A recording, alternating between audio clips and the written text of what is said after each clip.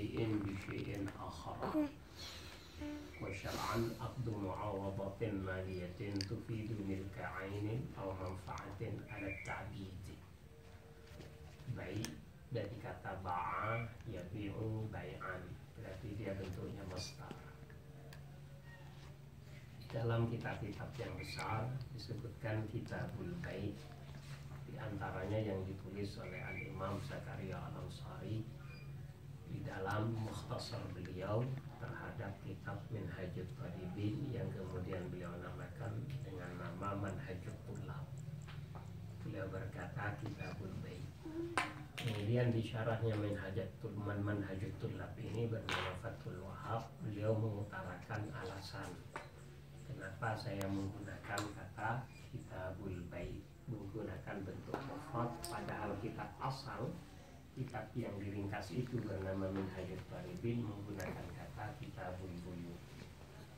Alasan beliau karena masdar itu tidak dijamak. Pada dasarnya masdar atau bentuk masdar dari sebuah kalimat Arabiyah itu tidak pernah dijamak, tidak pernah ditasniahkan, tidak ada bentuk pluralnya. Makanya yang digunakan hanya bentuk single. Nah, makanya beliau berkata kitabul bai'. Nah, bai' yang akan kita bahas ini ada dua makna. Ada makna lughatan, makna dari sekadar pandangan bahasa atau etimologi. Ada pandangan yang telah diistilahkan, artinya yang digunakan oleh ahlinya. Kalau bahasa kitanya terminologi. Secara bahasa, kata bai'un itu digunakan untuk apa saja yang terdapat di dalamnya, terdapat di dalamnya muqabalah. Ada muqabalah, ada pertukaran, barter, membarter sesuatu dengan sesuatu yang lain, apapun itu namanya bai'. Umpamanya membarter sekedar menukar, mau dimiliki atau tidak, yang penting ada pertukaran, itu namanya bai'. Termasuk pertukaran uang, pertukaran apa saja, mau dimiliki atau tidak, yang penting ada barter, itu namanya bai' secara bahasa. Tapi secara syar'i, secara pandangan ahli syariat, bai' itu punya makna tertentu, yaitu aqdu mu'awadatin, harus ada akad. Tidak ada akad gak jadi bai'. Akad sudah kita ketahui maknanya, yaitu apa saja yang di dalamnya terdapat ijab dan qabul, itu namanya akad.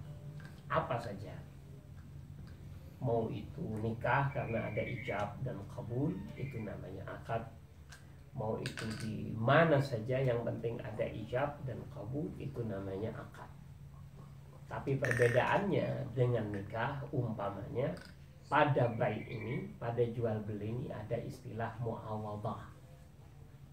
Mu'awadah itu akad, tapi ada mu'awadah, saling menukar, saling ganti mengganti. Jadi ini diganti oleh itu. Antum punya fulus Rp1.000, ya, ini fulusnya, ini ambil. Jadi itu namanya mu'awadah.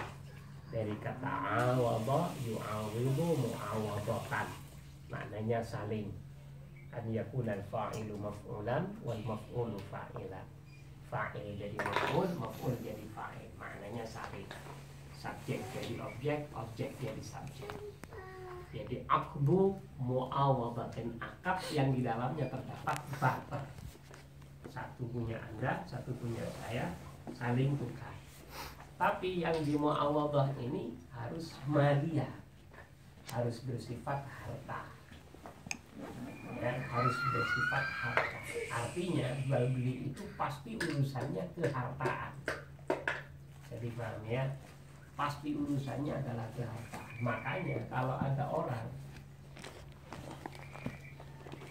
barter atau tukar menukar, tapi semata-mata tukar manfaat, semata-mata tukar manfaat. Contoh, saya punya kekuatan untuk mengangkat batu itu, teman saya juga punya kekuatan mengangkat batu yang lain. Batu yang ini punya saya, batu yang itu punya dia.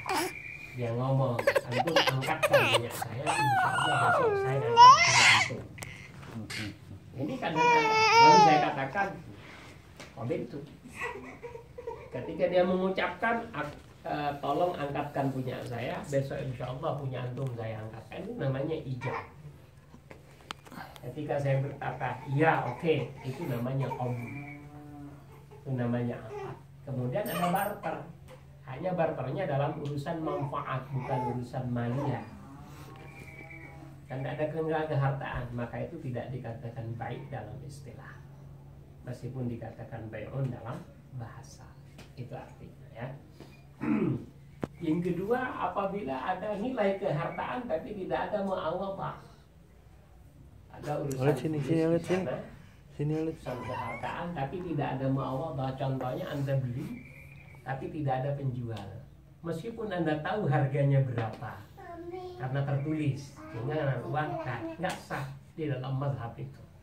Itu baik dalam mazhab Malik maupun dalam mazhab Imam Syafi'i. Mazhab Imam Abu Hanifah kalau sudah maklum boleh. Tapi dalam mazhab kita, mazhab Malik dan mazhab Syafi'i, itu tidak diperkenankan. Tidak sah.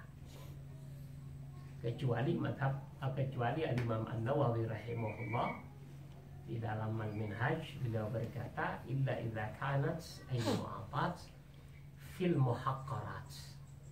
Kecuali mu'atat itu tadi membeli tanpa penjual, karena sudah ada harganya. Kemudian kita kena kerupuk umpamanya, karena kita tahu harga kerupuk paling 2.000, apalagi ditulisi 2.000 rupiah, IDR 2.000, ya kan? Berarti harganya jelas. Kita ambil taruh uang 2.000, ya.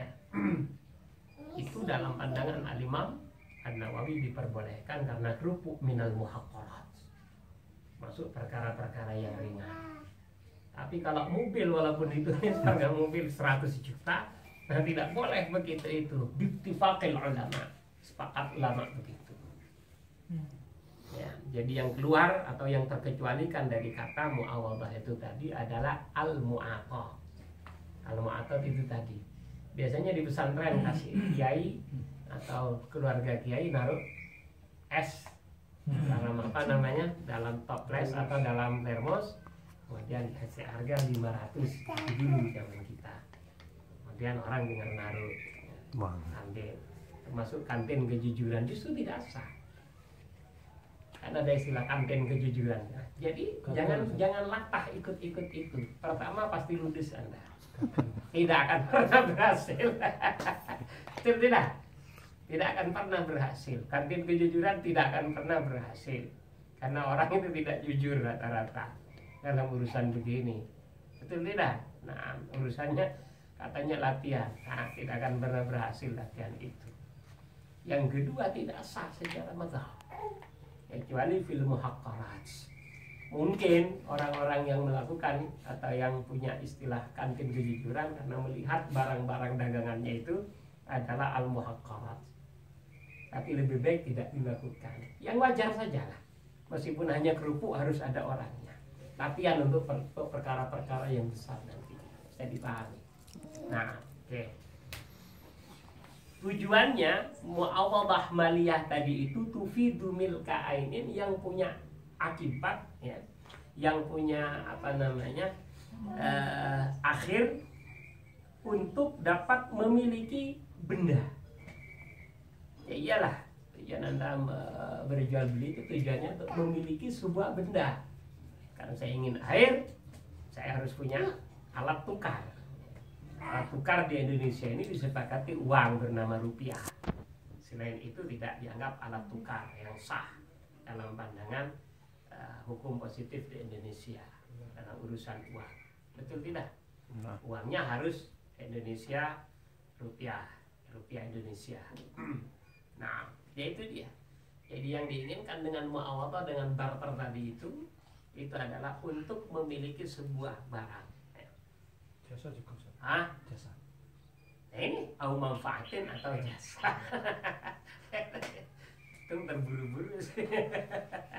Manfaatin atau manfaat. Manfaat itu jasa. Jadi beli tenaganya antum. Nah, tetapi apa perbedaannya dengan ijarah kalau gitu? Itu juga manfaat. Membeli manfaat itu ijarah, sewa menyewa. perbedaannya ini alat ta'bid, itu perbedaannya. Kalau ijarah, mana itu ijarah selama-lamanya? Ijarah diletakkan sejak dasar tidak untuk selama-lamanya. Sedangkan B, perbedaannya dengan ijarah padahal mirip khususnya dalam urusan manfaat, ya. Ijarah itu sewa, ya. Maka perbedaannya pada kata alat ta'bid. Kalau B itu alat ta'bid selama-lamanya. Tidak boleh Anda berkata kubeli ya, tapi sebulan saja, tidak bisa. Akadnya keliru. Akadnya ijarah seharusnya. Harus ada kata ijarah. Tidak boleh menggunakan kata bai. Walaupun yang saya dengar dari beberapa guru mazhab Imam Abu Hanifah memperbolehkannya menggunakan kata apapun, yang penting akad. Yang penting masuk dalam kategori akad. Bahkan dalam pernikahan menggunakan kata bai boleh. Kan biasanya angkatuka wa zawwajtuka ala ma amarallahu bihi min imsakin bil ma'ruf ila al-akhir. Dia menggunakan dituka. Nah, menggunakan kata ba'a karena yang dimaksud dengan kata ba'a adalah akadnya.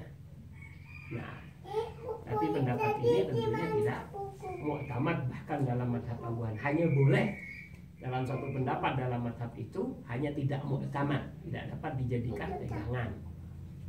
Nah, yang kuat, yang sesuai dengan dalil-dalil yang ada dalam mazhab Imam Malik dan Imam Syafi'i rahimahullah, bahwa harus menggunakan kata tertentu. Bisa difahami kalau B, ya jangan menggunakan kata salam, dengan menggunakan kata salaf, tapi gunakanlah kata B. Dalam ijarah jangan menggunakan kata B, tapi gunakanlah kata ijarah, seperti itu. Sehingga tidak menimbulkan macam-macam nantinya. Sedangkan kita melakukan segala aktivitas di dunia ini tidak untuk macam-macam, agar tidak menimbulkan pro dan kontra. Atau apabila kita telah melakukan sesuai dengan anjuran, dengan apa yang ada secara undang-undang, tapi masih menimbulkan pro dan kontra, itu di luar konteks kita. Orang sholat menimbulkan pro dan kontra. Sholat menimbulkan bagi orang non-Islam. Ya iyalah, kan saya umum pembicaraan saya. Tapi itu kan sudah di luar konteks, kan kita sudah melakukan undang-undang. Nah, maksud saya tadi yang di luar konteks, yang di luar kita menggunakan hal-hal yang nganeh-nganehi, tahu nggak? Menganeh-anehkan diri. Nah, ini dihindari apa-apa agar tidak menimbulkan pro dan kontra, ya. Oke. Apa saja termasuk membeli tempat untuk jalan, asalkan alat ta'bid menjadi baik. Jalan di depan ini kan kita beli dulu. Nah, cuman kayaknya ini terbatas kepada, saya dulu kan sebelum punya jalan itu, ini di sini jalannya, sebelum ada pagar ke sana. Jadi lebih itu nyewa.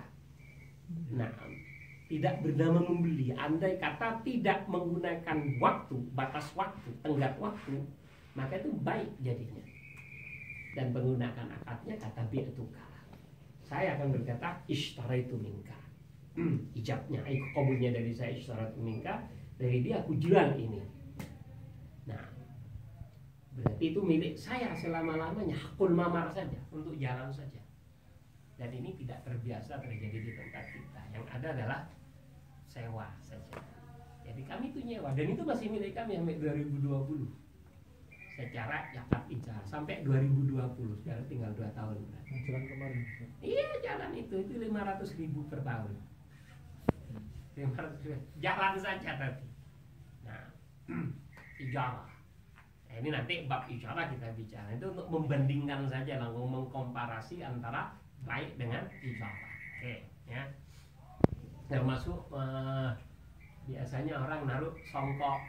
Ini katanya anekdotnya orang Madura dulu, ketika ke luar atau ke Jawa biasanya naruh songkok. Pertama sini, Pak, biasanya minta izin saja. Pak, minta izin naruh songkok di sini, Pak. Tidur kemudian dia pakai kardus ya songkoknya. Karena orang Madura pasti bersongkok kalau tetap. Lama-kelamaan rumah yang ditempati milik orang Madura. Punya sertifikat. Kenapa maksudnya? Ini untuk menggambarkan mereka itu begitu gigih untuk mendapatkan sesuatu. Dan yang kedua, yang saya ceritakan untuk menggambarkan bahwa boleh saja kita membeli hak untuk naruh songkok ini. Membeli milik kita, jadi kita alat takbid selama-lamanya. Seperti itu. Nah, andai kata hal ini merugikan atau akan membuat sesuatu nantinya, lebih baik dirubah akadnya menjadi akad ijabah. Seperti itu. Bisa dipahami ya? Syariat memberikan keleluasaan bagi kita. Oke, kita teruskan. Arkanul bai', karena bai' itu adalah suatu akad yang muhim sekali, dia membutuhkan arkan, membutuhkan rukun. Kalau ikhtalla ruknun minal arkan, gak sah bai'-nya. Rukunnya hanya 3. Kalau kurang dari 3 ini, ya gak sah semuanya. Yang pertama akidani, harus ada 2 orang yang saling berakad, wahumal bai' wal mushtari, yaitu orang yang menjual sekaligus orang yang membeli. Makanya tadi bai'il mu'aqad gak sah, karena nggak ada orang yang menjual. Untuk membeli pada siapa? Akan tetapi mungkin karena hal itu jamak terjadi di antara kita, kita boleh mengikuti ijtihad atau istinbat yang dilakukan oleh Al-Imam An-Nawawi, ya, rahimahullah, bahwa hal itu boleh. Bisa dipahami? Wa ma'qudun ali. Yang kedua ada ma'qud ali, ada yang diakad. Ada yang barang yang diakad. Ma'qud ali ini juga ada 2, ada as-saman wa was-saman wal musman. Barang yang dijadikan objek dari akad itu. Barang yang dijadikan objek dari akad ada 2 dalam bai'. Apa itu as-saman? Benda yang dijadikan alat tukar. Lalu al-musman, benda yang ditukar. Tidak harus uang loh ya. Andanya berpikir jual itu gak harus uang. Uang itu adalah sekedar, apalagi uang sekarang ini, uang apa namanya nih? Uang kertas dan semacamnya. Itu adalah sekedar uang politik, bukan politik uang lain. Uang politik, uang yang sebenarnya adalah benda tidak berharga kemudian disahkan untuk berharga. Padahal tidak di backup oleh apapun. Tidak di backup bahkan oleh emas dan perak. Lain hanya dengan zaman dulu, uang yang ada itu adalah di backup oleh emas dan perak. Buktinya apa? Uang yang dijadikan Yang dijadikan alat tukar itu punya arti khusus. Uangnya pun bisa dapat ditimbang menjadi harga. Alat tukarnya itu emas. Apa istilah ekonominya itu? Apa? Artistik apa namanya? Intrinsik ya namanya. Dia sendiri sudah punya harga. Intrinsik gitu ya, punya harga dia. Yang sekarang tidak ada harganya. Paham? Angka ada. Tidak ada harganya itu dan tidak di backup oleh emas dan perak, makanya akan menimbulkan inflasi negatif. Itu kalau Anda tahu itu adalah alat penjajahan sebenarnya. Iya, kalau kita sedikit berbicara, karena kalau berbicara apapun bab dalam fikih kita harus berbicara tentang nilai-nilai politis. Harus. Nah itu nggak akan tahu pada hakikat yang sedang kita bahas. Karena manusia itu hidup dengan politiknya. Tanpa itu manusia tidak akan hidup. Karena mereka akan menguasai satu daripada yang lain. Artinya menguasai satu orang atau satu golongan. Itu pasti, dalam kehidupan pasti seperti itu. Dan penguasaan itulah yang dikatakan politik. Ada politik yang sesuai dengan nilai-nilai Islam, sesuai dengan yang diajarkan Rasulullah SAW. Ada yang tidak sesuai. Dan kita ini harus belajar yang sesuai agar semua menjadi syar'i, agar semua diribai oleh Allah dan Rasulnya. Itu saja. Jadi uang kalau kita bicara ini sekilas pandang saja, karena saya juga bukan ekonom, ya. Itu adalah yang ada sekarang itu baru berapa ratus tahun berlaku di dunia ini. Nah, dan itu alat penjajahan negara-negara besar. Dia yang akan menentukan bahwa $1 milik saya harus engkau tebus untuk mendapatkan $1 Anda, agar Anda kemudian dapat bekerja sama dengan kami. Anda harus tebus $1 kami dengan 10 kilogram beras milik Anda. Itu caranya. Kalau nggak dapat dolar Anda. Padahal Anda tidak akan berbuat apa-apa tanpa dolar saya. Itu. Dan sekarang Anda mau apa? Tanpa dolar. dalam berekonomi sekarang ini, sekarang fakta yang ada. Tanpa dolar berbuat apa Anda?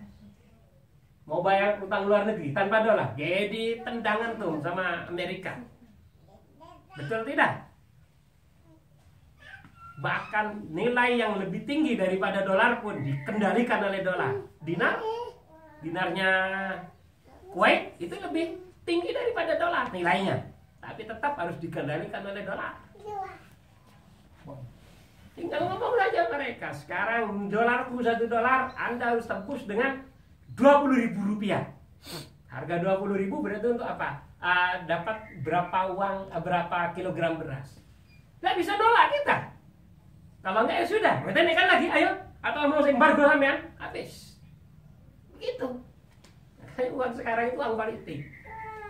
Nah, apa buktinya tidak di backup oleh emas dan perak? Buktinya kita nggak punya harga. Karena emas dan perak di seluruh dunia sama. Kalau memang di backup oleh emas dan perak, sama seluruh dunia. Emas Amerika dengan emas Indonesia, dengan emas Zimbabwe, emas Saudi sama. 1 gramnya. Ya asalkan juga sama karatnya. 24 karat tidak mungkin sama dengan 23 karat. Tapi ketika sama-sama 24 karat, sudutnya sama. Ini menunjukkan tidak di backup Anda. Ini sebenarnya pengingkaran terhadap Rasulullah SAW. Karena Rasulullah SAW ngajari kita untuk menggunakan dinar dan dirham. Meskipun Rasulullah SAW menggunakannya sudah didahului oleh Persia dan Romawi. Dan tetap digunakan karena itu yang diajarkan. Dan itulah yang Rasulullah SAW dapat wahyu dari Allah Subhanahu Wa Taala untuk menggunakan itu. Makanya beliau tidak merubahnya dari emas dan perak.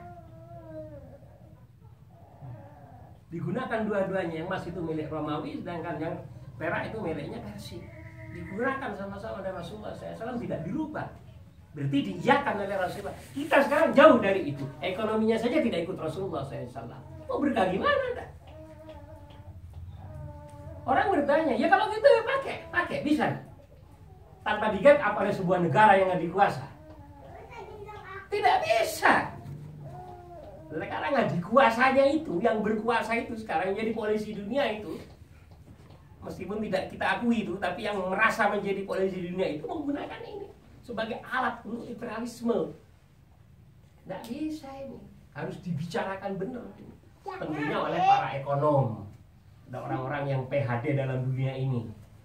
Saya kan nggak tahu, hanya melihat yang ada di sini, bidang saya itu.